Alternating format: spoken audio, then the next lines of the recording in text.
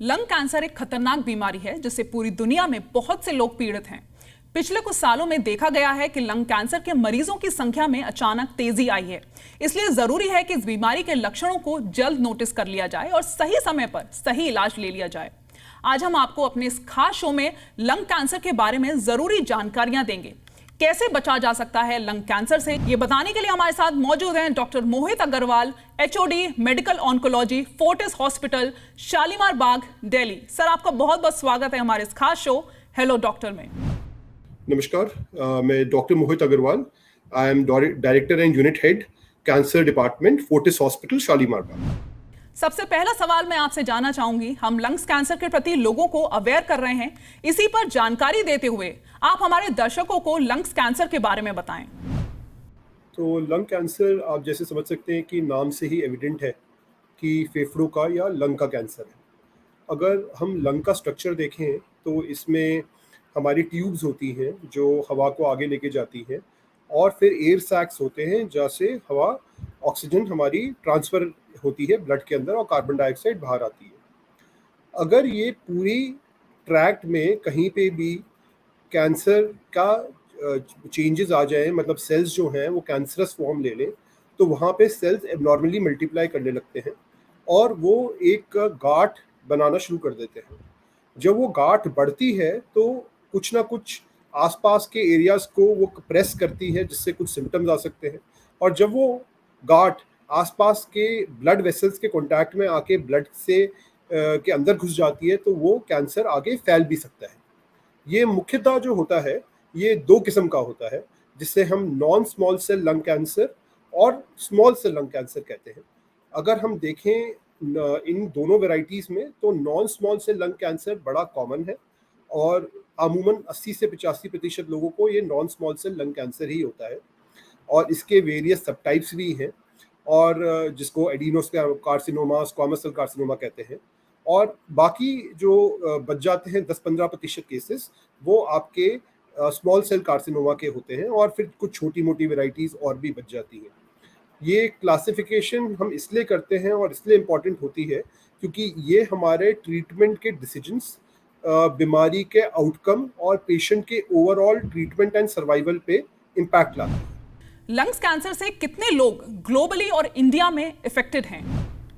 देखिए, lung cancer बहुत ही common cancer है। अगर हम वर्ल्ड वाइड देखें तो ये सेकेंड मोस्ट कॉमन कैंसर होगा, और लगभग 2.2 मिलियन केसेस हर साल आते होंगे, जिनमें से अबाउट 1.7 मिलियन केसेस की डेथ भी हो जाती है। अगर हम अपने देश के पर्सपेक्टिव से देखें तो यहाँ पे ये चौथा मोस्ट कॉमन कैंसर है, पर चौथा मोस्ट कॉमन कैंसर होते हुए भी ये second most leading cause of cancer death है इंडिया में। इसका मतलब इसमें हाई रेट ऑफ मोर्टेलिटी है। तो ये एक कैंसर है जिसको हमें ध्यान देना बहुत ज़रूरी है, क्योंकि अगर हमने ठीक स्टेज पे इस पर ध्यान नहीं दिया तो ये फेटल हो सकता है। लंग्स कैंसर के क्या क्या रिस्क फैक्टर्स हैं? देखिए, लंग कैंसर का प्रमुख और सबसे इम्पॉर्टेंट रिस्क फैक्टर होता है स्मोकिंग। एंड अगर मैं अपने मरीज़ों की बात करूं और मैं उनसे, जो मेरे लंग कैंसर के पेशेंट्स आ रहे हैं, उनसे मैं कभी पूछूं कि उनकी स्मोकिंग की हिस्ट्री है या नहीं है, तो 80 से 90% पेशेंट्स स्मोकिंग की हिस्ट्री देंगे। तो ये एक सबसे most common cause of any cancer as well as lung cancer है। पर आजकल की डेट में देखा गया है कि लंग कैंसर नॉन स्मोकर्स में भी बढ़ रहा है। तो इसके और भी कारण हैं। तो सबसे कॉमन कारण एक होता है जिसे हम कहते हैं सेकेंड हैंड स्मोक। अब सेकेंड हैंड स्मोक क्या होता है कि जो आदमी होता है वो खुद तो स्मोक नहीं करता, पर जिस एनवायरनमेंट में वो रहता होता है या उसके परिवार में कोई जना स्मोक करता है, जिससे कि जो वो धुआं है वो अपने भी फेफड़ों में लेता है, उसके कारण कैंसरस चेंजेस डेवलप हो जाते हैं और उस इंसान को भी लंग कैंसर डेवलप हो जाता है। बाकी कारणों के बारे में ध्यान दिया जाए तो जो लोग केमिकल फैक्ट्रीज में काम करते हैं और केमिकल से एक्सपोज होते हैं, जैसे क्रोमियम, बेरिलियम, उनमें भी ये कैंसर बढ़ा हुआ पाया जाता है। साथ ही साथ जिनको रेडॉन गैस से एक्सपोजर होता है उनमें भी पाया जाता है।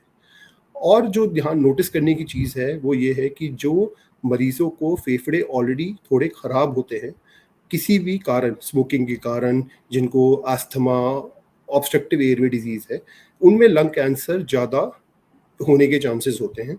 और साथ ही में जैसे हमारा उम्र बढ़ती है उतना ही ये कैंसर के चांसेस बढ़ते हैं, क्योंकि उतना ही इंसिडेंस ऑफ पैसिव स्मोकिंग या एक्टिव स्मोकिंग बढ़ता है। तो ये कंपैरेटिवली ओल्ड एज में ज़्यादा कॉमन है। कुछ केसेस में, बहुत कम केसेस में, ये फैमिली में भी पाया जाता है, जो एक जनरेशन टू दूसरे जनरेशन में ये हुआ करता है। लंग्स कैंसर के सिम्टम्स क्या होते हैं? देखिए, लंग कैंसर के विभिन्न किस्म के सिम्टम्स हो सकते हैं, और जब ये बीमारी बहुत छोटी होती है तो शायद कोई सिम्टम्स ना भी हो। तो मोस्ट कॉमन सिम्टम्स जो होते हैं वो होते हैं खांसी। अब खांसी हम में से सबको होती है, बट अगर ये खांसी परसिस्टेंट रह रही है, जो ठीक नहीं हो रही या बढ़ते जा रही है, तो फिर हमें ध्यान देना ज़रूरी है। खासकर अगर इसमें बलगम बार बार आ रहा है और वो जो बलगम है वो उसमें ब्लड भी है, तो हमें ध्यान देना पड़ेगा कि ये कुछ ऐसी तकलीफ ना हो। सेकंड, हमें सांस फूल सकता है, तो अगर सांस फूलता है बैठे बैठाए या एक्सर्शन पे, तो ये एक सिम्टम हो सकता है। छाती में दर्द हो सकता है, खासकर जब हम गहरी सांस लें या खांसी करें या हंसें, उस समय पे हमें एकदम छाती में अगर एक्यूट पेन हो, तो ये भी एक वन ऑफ द सिम्टम्स हो सकता है हमारा लंग कैंसर का। इसके साथ साथ हाँ, भूख कम लगना, जिसमें खाने का मन नहीं करना पेशेंट को, और साथ ही साथ एक टायर्डनेस रहना हर वक्त, फटीग जिसे हम कहते हैं, जो पेशेंट अपने आप को कमज़ोर महसूस करते रहता है, इस टाइप के भी सिम्टम्स होते हैं। कई बार जो बीमारी है वो दूसरे ऑर्गन्स में चली जाती है, और अगर वो हड्डियों को अफेक्ट कर देती है तो हड्डियों में पेन हो सकता है, तो बोन पेन्स हो सकते हैं। अगर कई बार वो ब्रेन में चले जाए तो न्यूरोलॉजिकल सिम्टम्स आ सकते हैं, और अगर लिवर में चले जाए तो सबसे पहले भूख ना लगना, उल्टी आना, या कई बार जॉन्डिस के साथ भी ये बीमारी पेश कर सकती है। तो लंग कैंसर के जो सिम्टम्स हैं ना, ये बड़े नॉन स्पेसिफिक सिम्टम्स होते हैं, ओवरलैपिंग सिम्टम्स कह सकते हैं जिनको हम कहते हैं, जो और बीमारियों के साथ भी ओवरलैप करते हैं। बट हमें जो ध्यान रखना है इस बात का कि इनमें से अगर कोई भी सिम्टम ऐसा है जो ठीक नहीं हो रहा, कुछ समय के लिए तो किसी को भी ये सिम्टम्स हो सकते हैं, बट अगर ये परसिस्टेंट रह रहे हैं ये सिम्टम्स, तो हमें ज़रूर अपने किसी एक्सपर्ट से इस बारे में एडवाइस लेनी चाहिए। वहीं अगर फैमिली में किसी को लंग्स कैंसर है तो कितने चांसेस हैं कि परिवार में किसी और को भी ये कैंसर हो जाए?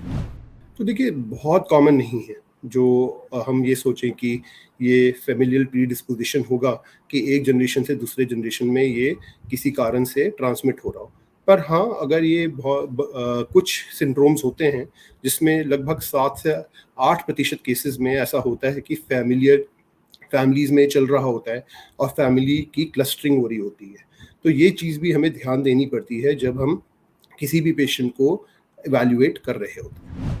ऐसा कोई व्यक्ति जिसे काफी लंबे समय से स्मोकिंग की आदत है, क्या उस व्यक्ति को स्मोकिंग क्विट करने से कोई बेनिफिट होगा? अरे, ये बहुत ही इम्पोर्टेंट क्वेश्चन है, और लोग समझते हैं कि अब तो एक बार स्मोक कर लिया, अब जो गड़बड़ हो सकती थी वो तो हो गई, अब आगे क्या हो सकता है। पर यही मैं बताना चाहता हूँ कि जिस दिन से वो स्मोकिंग बंद करेंगे, उस दिन से ही चेंजेस रिवर्स होने शुरू हो जाते हैं, और उनके फेफड़े में जो हैं बेहतर होना शुरू हो जाते हैं। और अगर वो अपनी स्मोकिंग को 10 साल तक बंद रखते हैं, तो उनका chance of developing lung cancer 50% कम हो जाता है किसी और इंसान के कंपैरिजन में जो कंटिन्यूसली स्मोक करे जा रहा है। तो मैं सबसे ये गुजारिश करूँगा कि अगर वो स्मोक करते हैं तो बहुत ही गंदी आदत है, इसको छोड़िए। इसमें आप अपने आप को तो नुकसान पहुँचा ही रहे हैं, परंतु सेकंड हैंड स्मोक के कारण आप अपने परिवार को भी नुकसान पहुँचा रहे हैं। एक चीज़ मैं इसमें और ऐड करना चाहूँगा, कई बार लोग कहते हैं हमने तो अपना जीवन जी लिया, अब और हमें कोई फ़र्क नहीं पड़ता, हमें स्मोकिंग से अच्छा लगता है, आप क्यों हमें रोक रहे हैं? तो मैं उनको यही बताना चाहता हूँ कि जब आप स्मोकिंग करते हैं तो अपना नुकसान तो करते ही करते हैं, पर जो आपके प्रियजन, जो आपके परिवार के सदस्य हैं, उनको भी स्मोक से एक्सपोज़र होके नुकसान हो रहा है। तो सिर्फ़ आप अपने आप को नुकसान नहीं पहुँचा रहे, आप अपने परिवार को, अपने प्रियजनों को भी नुकसान पहुँचा रहे हैं। लंग्स कैंसर पर इतनी रिसर्च और डेटा होने के बाद भी लोग इसकी चपेट में आ रहे हैं। आपको क्या लगता है इसकी वजह क्या है? तो देखिए, लंग कैंसर की इतनी जानकारी होने के बावजूद हमारे जो मोस्ट ऑफ द केसेस हैं वो लेट स्टेजेस में क्यों डायग्नोस होते हैं, इसके बहुत सारे कारण हैं। तो एक प्रमुख कारण है कि जब इस लंग कैंसर छोटा होता है तो इसके अंदर सिम्टम्स यूजुअली ना हो शायद, और बहुत ही मिनिमल सिम्टम्स हो जो पेशेंट इग्नोर कर देता है। जब सिम्टम्स डेवलप होते भी हैं, उस समय पे सिम्टम्स बड़े नॉन स्पेसिफिक होते हैं, और जैसे मैं आपको बता चुका हूँ कि मोस्टली ये कैंसर स्मोकर्स में पाया जाता है। तो ये जो सिम्टम्स आते हैं ये स्मोकर्स में थोड़े बहुत वैसे भी चलते रहते हैं, एंड पेशेंट्स ये परसीव करते हैं कि हमारे को छाती का इन्फेक्शन चल रहा है क्योंकि हम स्मोकिंग करते हैं, इसलिए हमारे को खांसी हो रही है, सांस फूल रहा है, और वो इस बात को ध्यान नहीं देते हैं। तीसरा है कि एक स्क्रीनिंग प्रोटोकॉल जो है ये डिफाइंड है जगह जगह पर। ये स्क्रीनिंग प्रोटोकॉल दुनिया में लोग कम ही अडॉप्ट करते हैं क्योंकि उनको इससे डर लगता है। यूजुअली ये कहा जाता है कि अगर किसी ने हेवी स्मोकिंग करी है और वो 50 से 80 साल की उम्र के बीच में है, खासकर अगर उसको लंग की और कोई बीमारी भी है जैसे कि सीओपीडी, अस्थमा, तो इन केसेस का annual low dose CT scan कराना चाहिए, जिससे कि हम लंग कैंसर को एक ऐसी स्टेज पे पकड़ें जहां वो बहुत अर्ली हो और वो पूरा ट्रीट हो जाए। बट ये स्क्रीनिंग प्रोटोकॉल बहुत सारे कारणों के वश लोग नहीं करते हैं। साथ में इस बीमारी के साथ बहुत सारे स्टिग्मा एंड मिसकंसेप्शंस भी हैं जुड़े हुए। लोग घबराते हैं कोई भी सिम्टम को डिस्कस करने में डॉक्टर से, और वो ये सोचते हैं कि कैंसर का अगर हमें डायग्नोसिस पता लग गया तो इसका मतलब तो ये है कि वो एक डेथ सेंटेंस है, जबकि ऐसा बिल्कुल नहीं है अगर ये ठीक स्टेज पे पकड़ा जाए। और एक कारण इसका ये भी हो सकता है कि कुछ लंग कैंसर्स बहुत फास्ट ग्रो करते हैं, तो हमें इतना समय ही नहीं मिल पाता पेशेंट को सिम्टम्स के हिसाब से कि वो जल्दी डायग्नोस हो सके। जब सिम्टम्स अराइज करते हैं तब तक ऑलरेडी स्टेज काफ़ी लेट हो चुकी होती है। हम लगातार लंग्स कैंसर के फैक्टर्स के बारे में बात कर रहे हैं, लेकिन लोगों के मन में कई मिथ्स भी हैं, जैसे ई सिगरेट्स, लो टार और light cigarettes are safer than regular. Can you please explain this? देखिए, बात ये होती है कि हम ना कोई ज़रिया ढूंढते हैं अपने एडिक्शन को पूरा करने के लिए, और हम सोचते हैं कि चलो एक चीज़ से नुकसान हो रहा है तो कोई और चीज़ ढूंढ लें जिससे कि हम शायद सेफ हो। एंड कई बार उसकी मार्केटिंग भी ऐसे हो जाती है जिससे कि लगता है कि चलो कुछ नहीं होता, ये तो ले लो, ये तो सेफ है। बट हमें ना इसका कुछ साइंटिफिक डेटा देखना पड़ेगा। सबसे पहले तो बात आती है लो टार जो सिगरेट्स होती है। लो टार सिगरेट्स जो होती हैं वो एज हार्मफुल होती हैं, और उसमें भी जो स्मोक अंदर जाता है उसका पूरा चांस है कि वो लंग कैंसर कर सकता होता है। तो ये जो एक बहुत बड़ा मिथ है कि जी लंग कैंसर जो है लो टार सिगरेट से नहीं होता, ये बिल्कुल ही गलत है। दूसरा आता है पॉइंट, जो सिगरेट्स जिनमें वो मेंथॉल डालते हैं, तो उससे उनको लगता है कि जी मेंथॉल तो सेफ है, क्या चीज़ है, पेपरमेंट मेंथॉल, कोई खास बात नहीं है। ध्यान देने की बात है, मेंथॉल को आप सब जानते हैं कि जब हम अंदर लेते हैं एक कूलिंग इफेक्ट आता है। इसके कारण क्या होता है कि जो इंसान है ना और भी डीप सांसें लेता है, और डीप ब्रेथ्स लेने के कारण जो है वो फ्यूम्स और जो टॉक्सिक मटेरियल होता है वो और भी डीप लंग के अंदर जाता है, तो वो भी काफ़ी रिस्की है। तीसरा जो आता है वो आता है आपका ई सिगरेट्स का, एंड ये एक नई चीज़ है, और बिलीव मी अभी भी साइंटिस्ट इस पे बहुत रिसर्च कर रहे हैं कि जो ई सिगरेट्स हैं क्या वो सेफ़ हैं या नहीं है।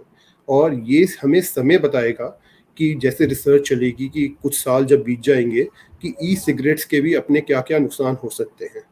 तो ये सब ना करके और हम ये कोई रास्ता ना अपना के, बेस्ट फॉर्म है कि हम स्मोकिंग को क्विट करें। और जैसे मैं आपको पहले भी बता चुका हूँ कि अगर हम स्मोकिंग को क्विट करते हैं तो उससे हमारे chances of lung cancer develop होने रिवर्स होने लगते हैं, और हमारे लंग में जो इंजरी है वो रिवर्स होने लगती है, और हमारे as compare to any smoker 10 साल में चांसेस ऑफ लंग कैंसर 50% से भी ज़्यादा रिड्यूस हो जाते हैं। तो ये चीज़ हमें ध्यान रखनी पड़ेगी। इसके साथ साथ कुछ चीज़ें और भी हैं जो लोग घबराते हैं, जैसे कई लोगों को डर लगता है कि टैल्कम पाउडर से यूज़ करने से भी लंग कैंसर हो सकता है। बट स्टडीज़ अभी तक ऐसा कोई प्रूव नहीं कर पाई हैं कि टैल्कम पाउडर अगर हम यूज़ करें तो लंग कैंसर का इंसिडेंस बढ़ता है। तो वो क्वेश्चन एक ऐसा है जिसके बारे में हमारे पास अभी कोई मतलब जवाब नहीं है।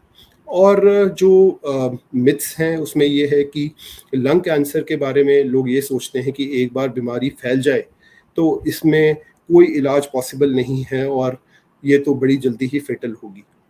पर हमें समझने की बात यह है कि आजकल लंग कैंसर जो है ना वो एक बीमारी नहीं है।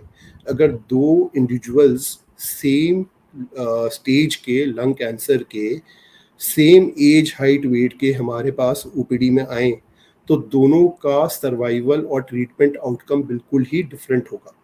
क्योंकि आजकल हम जो इस चीज़ पे ज़्यादा ध्यान देते हैं वो है लंग कैंसर की बायोलॉजी। मतलब एक तो होता है लंग कैंसर और लंग कैंसर का फैलाव जिसे हम स्टेज कहते हैं।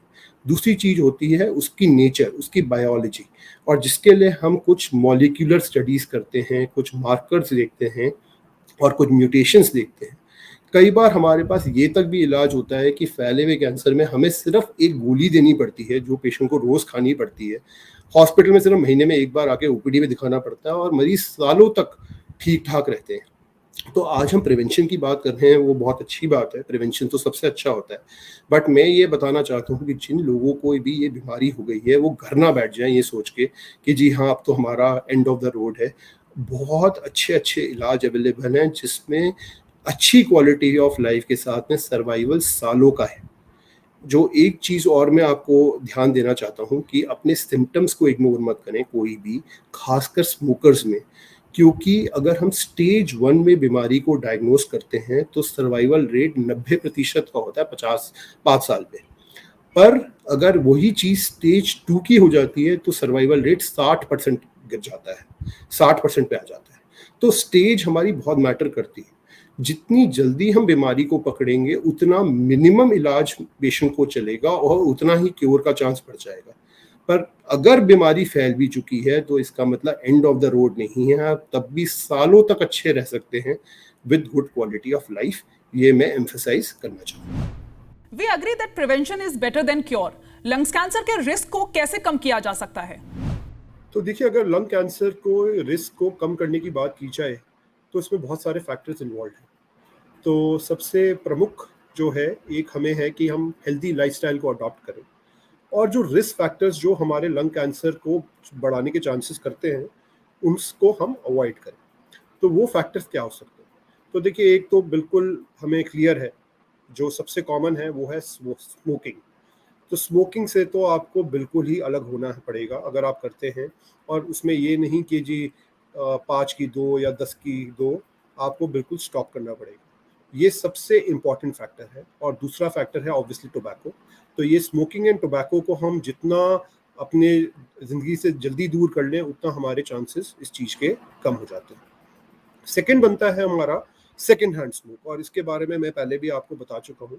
अगर हमारे घर में या हमारे ऑफिस में या कहीं फ्रेंड्स के बीच में कोई स्मोक करता है तो हमें उसको समझाना पड़ेगा कि ये उसके लिए तो अनहेल्दी है ही, साथ में वो आसपास के लोगों को भी रिस्क कर रहा है। अगर वो नहीं समझते हैं ये बात तो आपको उनसे थोड़ा दूरी मेंटेन करनी पड़ेगी। आपको सेकंड हैंड स्मोक को प्रिवेंट करना ही पड़ेगा।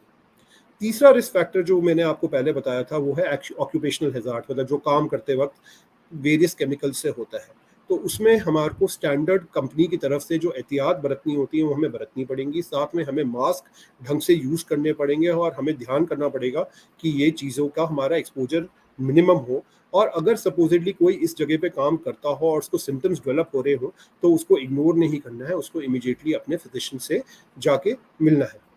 बाकी हमें जो ध्यान रखना है वो है कुछ गैसेस के बारे में, जैसे रेडॉन गैस ना बिल्डिंग्स में बेसमेंट में इकट्ठी हो जाती है। तो ये एक्सपोजर भी हमारे लिए ठीक नहीं होता। तो एक वेंटिलेशन उस एरिया का मेंटेन करना बहुत ज़रूरी होता है।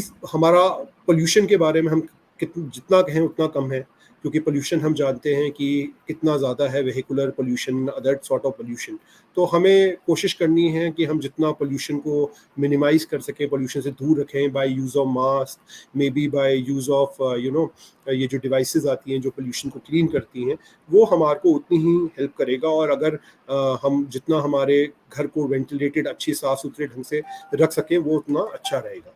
साथ ही साथ जो हमारे लिए इम्पोर्टेंट है वो आता है एक हेल्दी लाइफस्टाइल अडॉप्ट करना, जिसके अंदर हम रेगुलरली एक एक्सरसाइज रेजीम अडॉप्ट करें जिससे हमारा बॉडी फिट रहे। हम रेस्पिरेटरी एक्सरसाइजेस कर सकते हैं जिसमें हम योगा भी कर सकते हैं।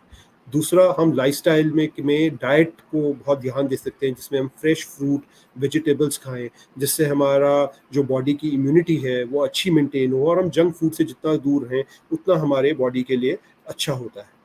साथ ही साथ हमें जो ध्यान देना है वो ये है कि जो भी ये फैक्टर्स हम बता रहे हैं ये सब एक साथ हमें अडॉप्ट करने पड़ते हैं। ये नहीं कि एक दो चीज़ें हमने करी और कुछ चीज़ों को हमने नकार दिया। और जितना भी हम अल्कोहल से और दूर रह सकते हैं उतना ही हमारे हेल्थ के लिए अच्छा रहेगा। तो अगर अल्कोहल में हम लेते भी हैं तो मिनिमम होना चाहिए वो, क्योंकि ये अल्कोहल भी बहुत सारे कैंसर्स में कैंसर ग्रोथ को प्रमोट करता है। थैंक यू डॉक्टर, बहुत अहम जानकारियां आपने हमारे दर्शकों को दी। उम्मीद है दर्शकों को हमारा ये शो देखने के बाद लंग कैंसर के बारे में कई जानकारियां मिली होंगी। लंग कैंसर से जुड़े कोई भी लक्षण आपको दिखते हैं तो तुरंत इलाज करवाएं। आप स्वस्थ रहें, यही हमारी कामना है। धन्यवाद।